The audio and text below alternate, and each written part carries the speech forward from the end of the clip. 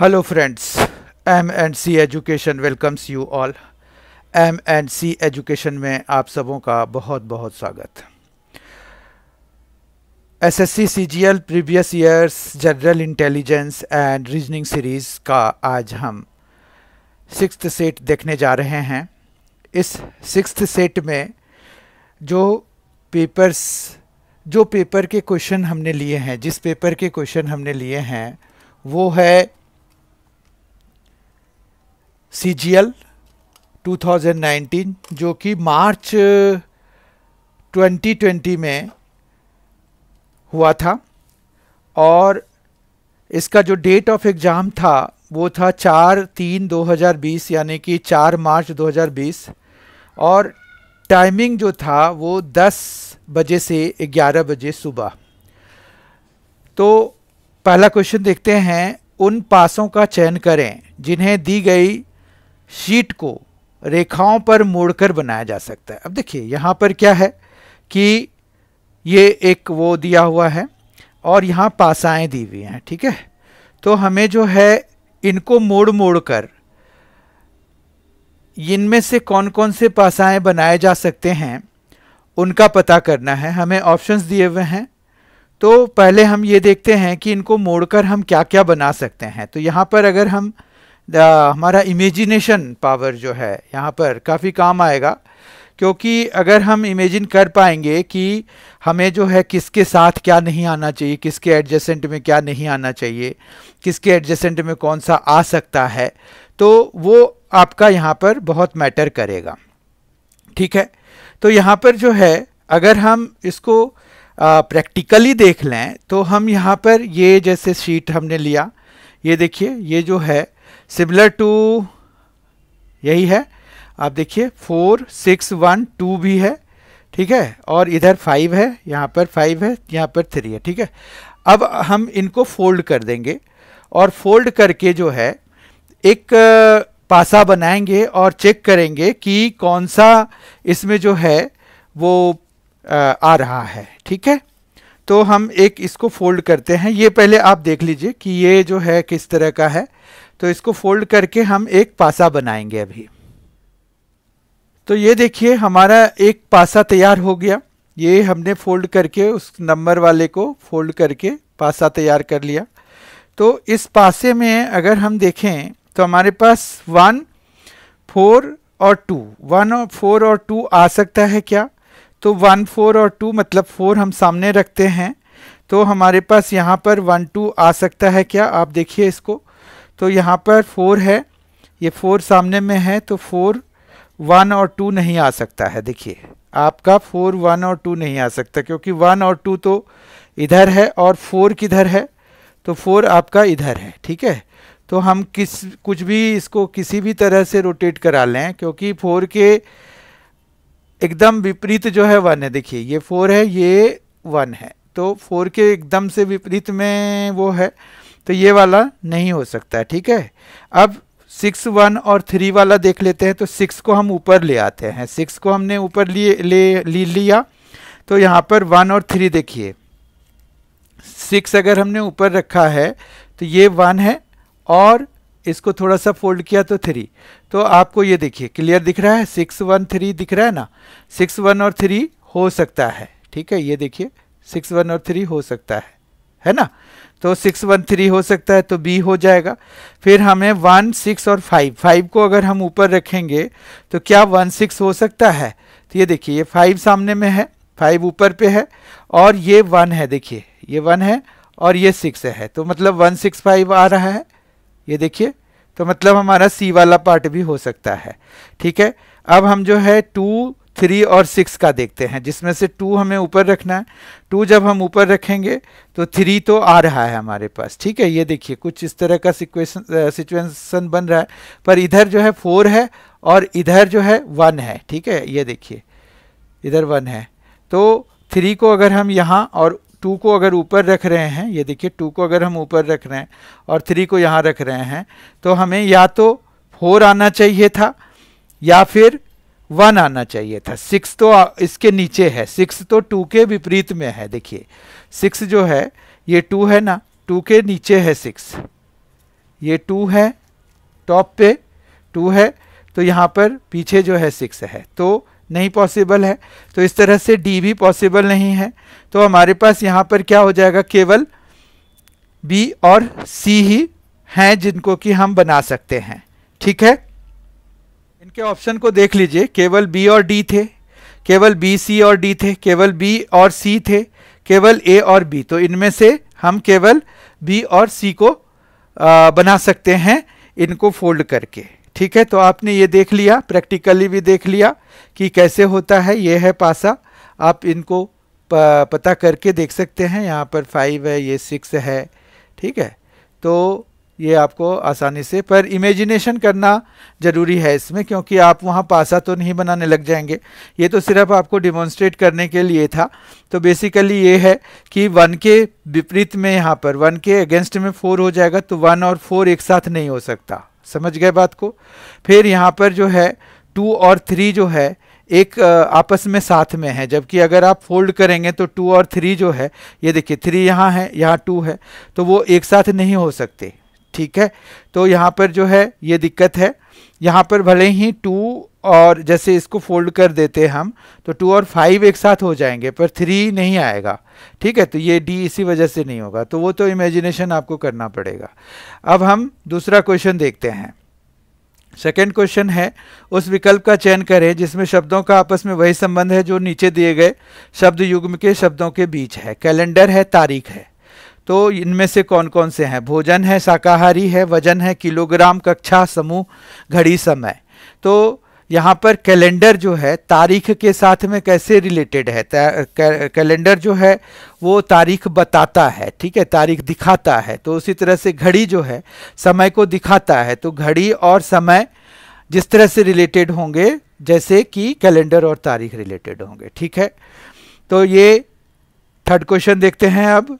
दर्पण, दर्पण को समूह की दाईं ओर रखे जाने पर, अब दायां कौन सा हो गया? ये हो गया। इसके दाईं ओर अगर हम रखेंगे तो हमारे पास ये किस तरह का बनेगा? ये ऐसे बनेगा ना, ये पहले ये 4 बनेगा। तो इसमें से देख लीजिए कौन से मैच कर रहा है। तो ये ए तो होगा नहीं, बी, सी और डी में से कोई होगा। समझ रहे हैं बात को? तो हमारा ए ऑप्शन अभी इनवैलिड हो चुका है। फिर क्यू में देखिए, क्यू में ये ऊपर ही हो गया है, जबकि ये वाली डंडी जो है इसकी इधर होगी और ये ऐसे बनेगा, है ना। तो हमारा बी पार्ट भी खत्म हो गया क्योंकि बी में ये ऊपर को चला गया है। तो ये क्यों यहाँ पर है, ये वाला है, मतलब सी और डी में से कोई होगा। पी वाला देखिए, अब यहाँ पर पी जो है ये कुछ इस तरह का बनेगा। तो ये दोनों में ही है, ठीक है। एन भी दोनों में ही है, 7 भी दोनों में ही है। अब जी का चक्कर है, तो जी में ये नीचे वाला है, ये ऊपर वाला है, तो यानी कि सी हमारा करेक्ट हो जाएगा, ये वाला गलत हो जाएगा। समझ में आई बात? किस तरह से हम इनको एलिमिनेट करके बना सकते हैं। क्वेश्चन नंबर 4, अक्षरों के उस समूह का चयन करें जिसे अक्षर श्रृंखला में रिक्त स्थानों पर क्रमिक रूप से भरे जाने पर दी गई अक्षर श्रृंखला पूरी हो जाएगी। अब देखिए इसमें हम या तो ऐसे इनको भर भर के कर सकते हैं, जैसे यहाँ पर WS, फिर उसके बाद S, फिर WW, फिर SW, ठीक है, फिर SWW, फिर यहाँ पर S और SS। तो ये हो रहा है। तो यहाँ पर अगर देखें तो WS है, WW, SS है, WWW, S आ गया, तो ये इनवैलिड हो गया। यहाँ पर क्या हो रहा है ना, जैसे 1 हो गए, 2 हो गए, ठीक है। तो यहाँ पर 3, तो इसके बाद भी 3 होना चाहिए, यानी कि यहाँ पर अगर W की जगह पे S आ जाए तो काम हो जाएगा। मतलब ये है कि ये W तो ठीक था, ये S भी ठीक है, क्योंकि यहाँ पर जो भरा गया है यहाँ पर, तो वो भी ठीक है। यहाँ पर भी अगर S हो जाए तो हमारा काम हो जाएगा, क्योंकि यहाँ 3 S हो जाएंगे और फिर WWW 4 हैं और फिर ये वाला भी सही है। तो यानी कि हमें जो है इस W के जगह पे खाली S अगर आ जाए तो हमें जो भरना है वो W और फिर 3 S वाले भर देने हैं, ठीक है। तो इस तरह से C ऑप्शन हमारा करेक्ट है इस वाले के लिए। क्वेश्चन नंबर 5, दिया गया वेन आर्क सर्कस के कलाकारों को दर्शाता है, त्रिभुज जोकरों को दर्शाता है, वृत्त कलाबाजों को दर्शाता है, आयत पुरुषों को दर्शाता है, वर्ग रिंग मास्टर्स को दर्शाता है, आरेख में दी गई संख्याएं उस विशेष श्रेणी के व्यक्तियों की संख्या को दर्शाती है। ठीक है, अब कितने पुरुष जोकर रिंग मास्टर भी हैं लेकिन कलाबाज नहीं है। यहाँ पर जोकर है तो जोकर किससे हो रहा है? त्रिभुज, मतलब हमें त्रिभुज के अंदर का देखना है। ठीक है, फिर यहाँ पर जो है आयत पुरुषों को दर्शाता है, तो यहाँ पर जो पुरुष जोकर, जोकर तो त्रिभुज हो गया, त्रिभुज के अंदर हमें देखना है, फिर पुरुष भी देखना है। ठीक है, तो पुरुष तो हमारा आयत वाला है, ये वाला। ठीक है, तो हमें त्रिभुज के अंदर और आयत के अंदर में तो हमें 5, 17 और 15 ये 3 नंबर से हैं जो कि क्वालिफाई कर रहे हैं। फिर रिंग मास्टर है, रिंग मास्टर कौन से दिखाई पड़ता है? तो वर्ग, तो वर्ग के अंदर में भी होना चाहिए। इस तरह से हमारा 5 और 17 है। अब हमें देखना है कि सर्कल के अंदर वाला लेना है या सर्कल के बाहर वाला, क्योंकि इन्हीं दोनों में से अब कोई होगा। तो यहाँ पर जो है वो कह रहे हैं कि रिंग मास्टर भी हैं लेकिन कलाबाज नहीं है। कलाबाज ये सर्कल वृत्त जो है कलाबाजों को दर्शाता है। तो ये 17 जो है ये ऐसा नंबर है जो कि हमारा क्वालिफाई कर रहा है इसके लिए। ठीक है, ये समझ में आ रहा है? तो ऑप्शन वाइज अगर हम देखें तो इसका जो सही है, कितने पुरुष जोकर रिंग मास्टर भी हैं लेकिन कलाबाज नहीं हैं, तो उसके लिए हमें जो है सी 17 सही हो जाएगा। ठीक है, क्योंकि कितने पुरुष जोकर रिंग मास्टर भी हैं लेकिन कलाबाज नहीं है, ये पूछा गया था हमें। क्वेश्चन नंबर 6 देखते हैं। 4 अक्षर समूह दिए गए हैं जिनमें से 3 किसी न किसी तरह समान हैं और एक अलग है। उस असंगत अक्षर समूह का चयन करें।